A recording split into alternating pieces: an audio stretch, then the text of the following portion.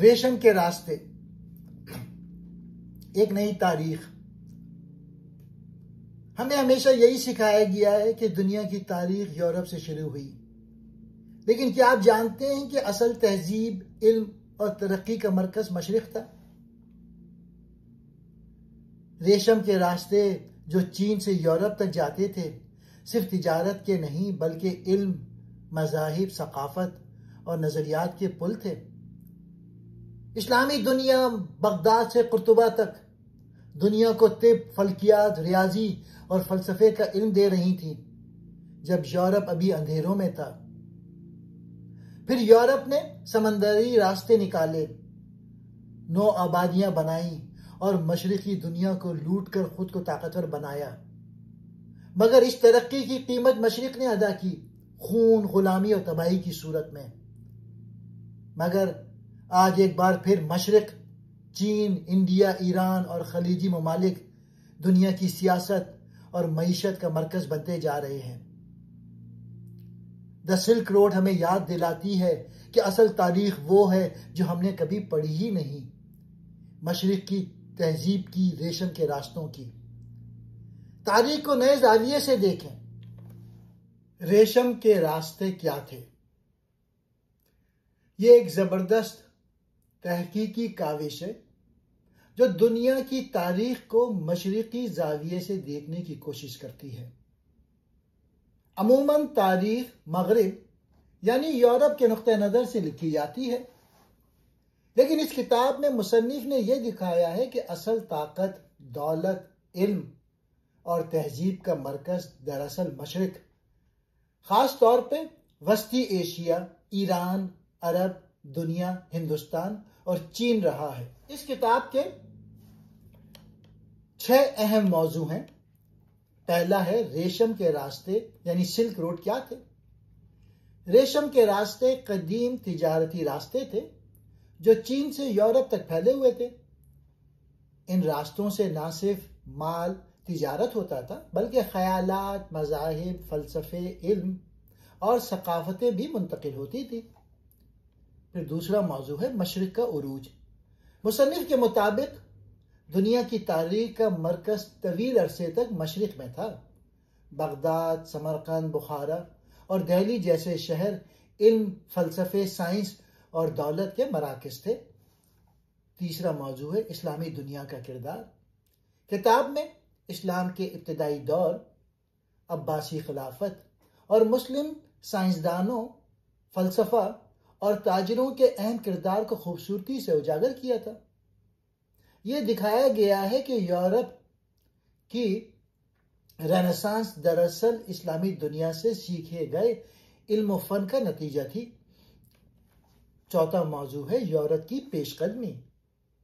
جب یورپ نے نو آبیاتی نظام اپنایا اور ایشیا و افریقہ پہ قبضے شروع کیے تو دنیا کا مرکز مشرق سے مغرب کی طرف منتقل ہوا، مگر اس کی قیمت مشرق نے غلامی، قتل و غارت اور استحصال کی صورت میں ادا کی۔ پانچواں موضوع ہے عالمی سیاست اور معیشت۔ کتاب یہ بھی بیان کرتی ہے کہ جدید دور میں بھی وسطی ایشیا، مشرقی وسطی اور جنوبی ایشیا عالمی سیاست، تیل، گیس اور تجارت کے حوالے سے اہم کردار ادا کر رہے ہیں۔ اور چھٹا موضوع ہے آخری، ایک نیا نقطہ نظر۔ مصنف ہمیں دعوت دیتا ہے کہ ہم دنیا کی تاریخ کو یورپ اور امریکہ کے بجائے ایشیائی سرزمین کے مرکز سے دیکھیں، جہاں سے اصل کہانیوں کا آغاز ہوا ہے۔ پہلا موضوع، ریشم کے راستے کیا تھے؟ ریشم کے راستے قدیم تجارتی راستوں کا ایک جال تھا جو چین سے شروع ہو کر وسطی ایشیا، ایران، عرب دنیا، ہندوستان سے گزرتے ہوئے یورپ تک پہنچتے تھے۔ ان راستوں کا نام ریشم پر رکھا گیا کیونکہ ابتدائی دور میں چین سے ریشم کی تجارت ان راستوں کے ذریعے ہوتی تھی۔ لیکن یہ صرف ریشم تک محدود نہ تھے۔ یہ راستے صرف مال و اسباب کی ترسیل کے لیے استعمال نہیں ہوتے تھے بلکہ مذاہب جیسے بدھ مت، اسلام، عیسائیت بھی انہی راستوں سے ایک خطے سے دوسرے خطے تک پہنچے۔ علم و فلسفہ، طب، ریاضی، فلکیات اور دیگر سائنسی علوم کا تبادلہ بھی انہی راستوں سے ہوا۔ ثقافتیں، زبانیں، فنون لطیفہ اور خیالات بھی سفر کرتے رہے۔ یہ راستے زمین پر بھی تھے، خشکی کے راستے جیسے سمرقند، بخارا، کابل، دہلی، اور سمندری بھی جیسے عرب سمندر، خلیج فارس، بحیرہ روم۔ ریشم کے راستے محض تجارتی راستے نہیں تھے، بلکہ دنیا کے مختلف تہذیبوں کو جوڑنے والے زندہ پل تھے۔ ان کے ذریعے دنیا ایک دوسرے کے قریب آئی، سیکھا، سکھایا اور ترقی کی۔ مشرق کا عروج۔ مصنف کی کتاب کے مطابق دنیا کی تاریخ کا حقیقی مرکز صدیوں تک مشرق رہا، یعنی ایران، وسطی ایشیا، عرب دنیا، ہندوستان اور چین۔ عروج کی وجوہات۔ تجارت کا مرکز۔ مشرق میں موجود شہر جیسے بغداد، سمرقند، بخارا، دہلی یہ عالمی تجارت کے بڑے مراکز تھے۔ چین کی ریشم، ہندوستان کے مسالے، ایران کے قالین اور عرب دنیا کا بخور پوری دنیا میں قیمتی مانے جاتے تھے۔ علم و دانش کا گہوارہ۔ مشرقی دنیا میں سائنس، طب، ریاضی، فلکیات اور فلسفے نے بے پناہ ترقی کی۔ عباسی خلافت کے دور میں بغداد کا بیت الحکمت دنیا کی سب سے بڑی عالمی لائبریریوں میں شامل تھا۔ مذہبی اور روحانی رہنمائی۔ مشرق میں مذاہب جیسے اسلام، ہندو مت، بدھ مت اور زرتشت نے جنم لیا، جنہوں نے کروڑوں انسانوں کو نہ صرف روحانی سکون دیا بلکہ اخلاقی اور سماجی اصولوں کی بنیاد رکھی۔ ثقافت۔ مشرقی خطوں میں مختلف زبانوں، روایات، فنون لطیفہ اور موسیقی کی شکلیں فروغ پاتی رہیں، جو آج بھی دنیا کے ورثے کا حصہ ہیں۔ مشرق نے نہ صرف تجارت اور دولت کا مرکز تھا بلکہ علم، تہذیب، مذہب اور ثقافت کا روشن چراغ بھی تھا۔ مصنف نے یہ ثابت کیا ہے کہ دنیا کی ترقی کا آغاز دراصل مغرب سے نہیں بلکہ مشرق سے ہوا، اور ہمیں تاریخ کو اسی عدسے سے دیکھنے کی ضرورت ہے۔ اسلامی دنیا کا کردار۔ مصنف نے اس کتاب سلک روڈ میں اسلامی دنیا کے کردار کو مرکزی حیثیت دی ہے۔ مصنف وضاحت سے بتاتے ہیں کہ اسلامی دنیا نے صدیوں تک علم، تجارت، تہذیب اور عالمی رابطے میں اہم ترین کردار ادا کیا۔ اسلامی سنہری دور۔ علمی ترقی۔ 8ویں سے 13ویں صدی تک اسلامی دنیا علم و حکمت کا عالمی مرکز بنی۔ بغداد میں بیت الحکمت یعنی ہاؤس آف وزڈم قائم ہوا، جہاں یونانی، ایرانی اور ہندی علوم کا ترجمہ اور تحقیق ہوتی تھی۔ ابن سینا، رازی، خوارزمی، البیرونی جیسے مسلم سائنسدانوں نے طب، ریاضی، فلکیات اور فلسفے میں انقلابی خدمات انجام دی۔ تجارت میں قیادت۔ مسلم تاجر ریشم کے راستوں پر اہم کردار ادا کرتے تھے۔ ان کے ذریعے چین، ہندوستان، افریقہ اور یورپ کے درمیان مال کے ساتھ ساتھ اسلامی ثقافت، زبان یعنی عربی زبان اور علم بھی پھیلا۔ مذہب اور سماجی نظام۔ اسلام نے عدل، مساوات، صداقت اور علم کی تلاش کو فروغ دیا۔ زکوٰۃ، حج اور صلح جیسے اصولوں نے معاشرتی ہم آہنگی میں اہم کردار ادا کیا۔ ثقافتی اثر۔ اسلامی دنیا کی فن تعمیر، مساجد، قلعے، مدارس، خطاطی، موسیقی اور ادب نے دنیا بھر کو متاثر کیا۔ اندلس، اسپین میں مسلم حکومت نے یورپ میں علمی روشنی کی شمع جلائی۔ اسلامی دنیا محض مذہبی مرکز نہیں تھے بلکہ علم و تہذیب کی عالمی طاقت تھی۔ مصنف نے اس کتاب میں یہ دکھایا ہے کہ یورپ کی رینیسانس بھی اسلامی دنیا کے علمی ورثے کا ہی تسلسل تھی۔ کتاب کا چوتھا موضوع ہے یورپ کی پیش قدمی۔ مصنف کے مطابق جب یورپ نے سمندری راستوں اور نو آبادیاتی طاقت حاصل کرنا شروع کی تو دنیا کی طاقت کا مرکز آہستہ آہستہ مشرق سے مغرب کی طرف منتقل ہونے لگا۔ تبدیلی کے اسباب، پہلا تو یہ تھا بحری راستوں کی دریافت۔ پرتگال، اسپین، انگلینڈ اور نیدرلینڈ نے 15ویں صدی میں نئے سمندری راستے دریافت کیے۔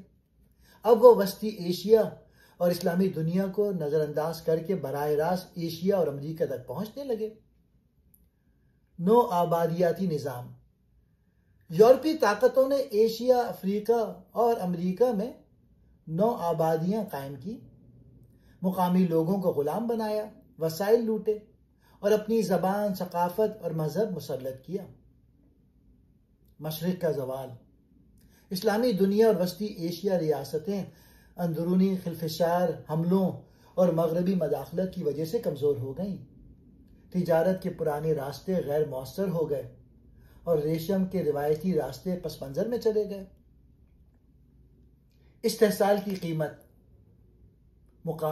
مقامی معیشتیں تباہ ہو گئیں، علم و فکری ترقی رک گئی، ثقافتیں کچل گئیں، زبانیں مٹ گئیں۔ غلامی اور قتل عام کو ترقی کے نام پہ جائز ٹھہرایا گیا۔ یورپ کی پیش قدمی نے دنیا کے سیاسی، معاشی اور فکری توازن کو مشرق سے مغرب کی طرف منتقل کر دیا۔ تاہم اس ترقی کی قیمت مشرقی دنیا نے اپنے خون، وسائل اور ثقافت کی قربانی سے چکائی۔ مصنف ہمیں یاد دلاتے ہیں کہ ترقی کا یہ یک طرفہ بیانیہ دراصل تاریخ کا ادھورا رخ ہے۔ ہمیں مکمل تصویر دیکھنے کے لیے مشرق کے کردار اور قربانیوں کو بھی سمجھنا ہوگا۔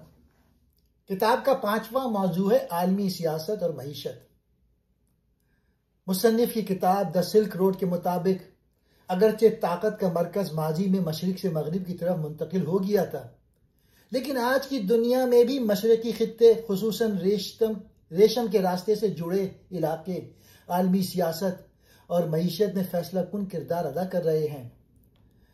مشرق کی دوبارہ اہمیت، تیل اور گیس کے ذخائر۔ مشرقی وسطی یعنی مڈل ایسٹ میں موجودہ تیل و گیس کے عظیم ذخائر نے اس خطے کو عالمی طاقتوں کے لیے ایک اسٹریٹجک مرکز بنا دیا ہے۔ سعودی عرب، ایران، عراق، قطر، متحدہ عرب امارات جیسے ممالک دنیا کو توانائی فراہم کر رہے ہیں۔ عالمی تنازعات کی جڑ، مڈل ایسٹ اور وسطی ایشیا میں جاری جنگیں، مداخلتیں اور سیاسی عدم استحکام ذات اور وسائل کے کنٹرول اور جغرافیائی اہمیت کی وجہ سے ہیں، نہ کہ صرف مذہبی اختلافات کی بنیاد پر۔ چین کا ابھار، رائز آف چائنا۔ چین ایک بار پھر نئے ریشم کے راستے، بیلٹ اینڈ روڈ انیشیٹو کے ذریعے تجارت، سرمایہ کاری اور سفارتکاری میں مشرق کا کردار بحال کر رہا ہے۔ اس منصوبے سے ایشیا، یورپ اور افریقہ ایک بار پھر جڑنے لگے ہیں، بالکل ویسے ہی جیسے قدیم ریشم کے راستوں پر ہوتا تھا۔ انڈیا، ایران، ترکی اور روس کی اہمیت۔ یہ تمام ممالک اپنی جغرافیائی محل وقوع، فوجی طاقت اور ثقافتی اثر کی وجہ سے عالمی سیاست میں کلیدی کردار ادا کر رہے ہیں۔ مصنف یہ پیغام دیتا ہے کہ دنیا کی طاقت ایک بار پھر مشرق کی طرف واپس پلٹ رہی ہے۔ جدید دنیا میں بھی وہی خطے جہاں سے ریشم کے راستے گزرتے تھے، آج کی معیشت، سیاست، توانائی اور سفارتکاری میں مرکزیت حاصل کر چکے ہیں۔ کتاب کا 6واں اور آخری موضوع ہے ایک نیا نقطۂ نظر۔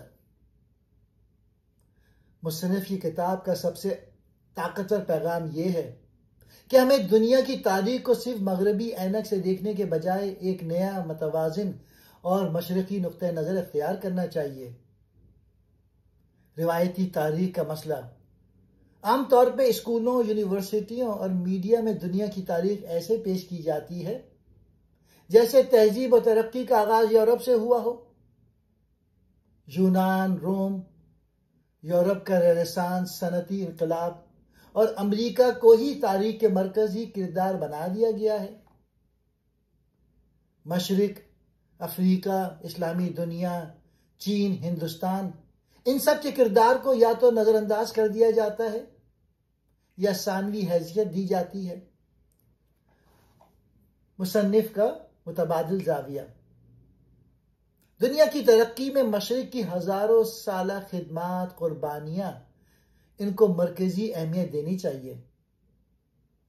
ریشم کے راستے اصل میں وہ کڑیاں ہیں جنہوں نے دنیا کو جوڑا، علم، ثقافت، مذاہب اور تجارت کو پھیلایا۔ یہ سب مشرقی دنیا کا کارنامہ ہے۔ ہمیں تاریخ کو یورپ کے مرکز کے انداز سے ہٹ کر عالمی مرکز، ورلڈ سینٹرک انداز میں دیکھنا ہوگا۔ مصنف ہمیں دعوت دیتا ہے کہ دنیا کو سمجھنے کے لیے ضروری ہے کہ ہم تاریخ کی کہانی کو مشرق کے نقطہ نظر سے بھی پڑھیں اور تسلیم کریں کہ اصل عالمی تہذیب کی بنیادیں چین، ایران، عرب دنیا، ہندوستان اور وسطی ایشیا میں رکھی گئیں۔